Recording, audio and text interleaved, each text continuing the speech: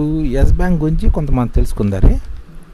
దీన్ని నేను హిస్టరీ గురించి చెప్పట్లేదు, దీని గురించి కొంతమంది చెప్తారనమాట. రిటైల్ షేర్ వాళ్ళలో దీనికి ఎంతమంది ఉన్నారంటే 50,57,000 మంది ఉన్నారన్నమాట. అంటే ఇది Reliance industry public share holders కంటే ఎస్ బ్యాంక్లో పబ్లిక్ షేర్ హోల్డర్లు ఎక్కువ ఉన్నమాట. అంటే యాక్టివ్గా ఉన్నారన్నమాట వీళ్ళు. రిలయన్స్కి ఇంతకన్నా తక్కువ మంది ఉన్నారు రిటైల్ షేర్ హోల్డర్లు. షేర్ వాల్యూ తక్కువగా ఉండడం, భవిష్యత్తుపై నమ్మకం ఉండడంతో ఎస్ బ్యాంక్ షేర్లను రిటైల్ ఇన్వెస్టర్లు తీసుకుంటారు అనమాట. ఈ ఎస్ బ్యాంక్లోని అంటే మార్చి 2023 నాటి గురించి లెక్కలు చెప్తున్నాను. 50,57,000గా ఉన్నారన్నమాట వీళ్ళు. కింద అంటే 2022 డిసెంబర్ నాటికి ఇది ఎంత అంటే 48,13,000 మంది. అంతకన్నా 2022 మార్చికి అయితే 43,62,000 మంది.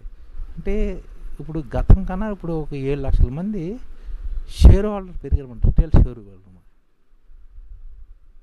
ఎస్ బ్యాంక్ ఇష్యూ చేసిన ప్రస్తుత యాక్టివ్ డెబిట్ కార్డులు ఏంటంటే 44,26,000 కంటే ఈ బ్యాంకులో పబ్లిక్ షేర్ హోల్డర్లు ఎక్కువ అంటే డెబిట్ కార్డులు ఎంతమంది ఉన్నా ఎన్ని కార్డులు ఉన్నాయి దానికన్నా షేర్ హోల్డర్లు ఎక్కువ అనమాట. ఇది ఒక విధంగా రిలయన్స్ కన్నా ఎక్కువ అనమాట షేర్ హోల్డర్లు. ఇప్పుడు ఎస్ బ్యాంక్ 2022-23లో ఎస్ బ్యాంక్ నికర లాభం ఎంత అంటే 717 కోట్లు.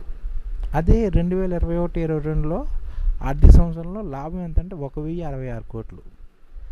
అప్పుడు వడ్డీ ఆదాయం ఎంత అంటే ఇప్పుడు నికర వడ్డీ అంటే 2022-23 నికర ఆదాయం వడ్డీ ఆదాయం 19,023 కోట్లు అయితే గతంలో అంటే 21-22లో 22,697 కోట్లు వడ్డీ ఆదాయం అనమాట.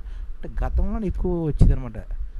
గతం కన్నా ఇప్పుడు కొంచెం తగ్గింది, వడ్డీ ఆదాయం కూడా తగ్గింది, నికర లాభం కూడా తగ్గింది అనమాట ఎస్ బ్యాంక్ది. ఇది అనమాట ఎస్ బ్యాంక్.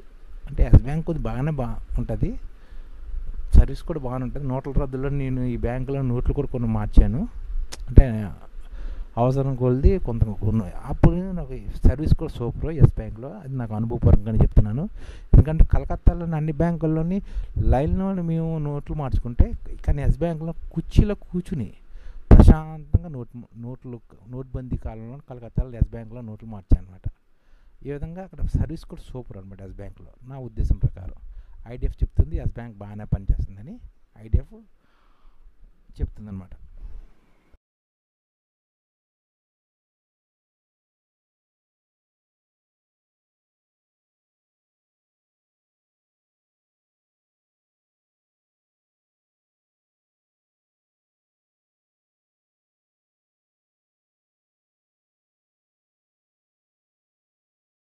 ఈ ఛానల్ ముఖ్య ఉద్దేశం ఏంటంటే, మన తెలుగు రాష్ట్రాల్లో 1 కోటి మందికి సంఘటిత రంగాల్లో ఏ విధంగా ఉద్యోగాలు ఇవ్వవచ్చు, కనీస నెల జీతం 30,000 వరకు ఏ విధంగా ఇవ్వవచ్చు, ఏ విధంగా చేస్తే ఉద్యోగాలు సృష్టించబడతాయో వివరిస్తూ ఈ ఛానల్ వీడియోలు వస్తాయి. అలాంటి వీడియోలు మీకు కావాలంటే మన ఐడిఎఫ్ భాస్కర్ ఛానల్ని సబ్స్క్రైబ్ చేసుకోండి.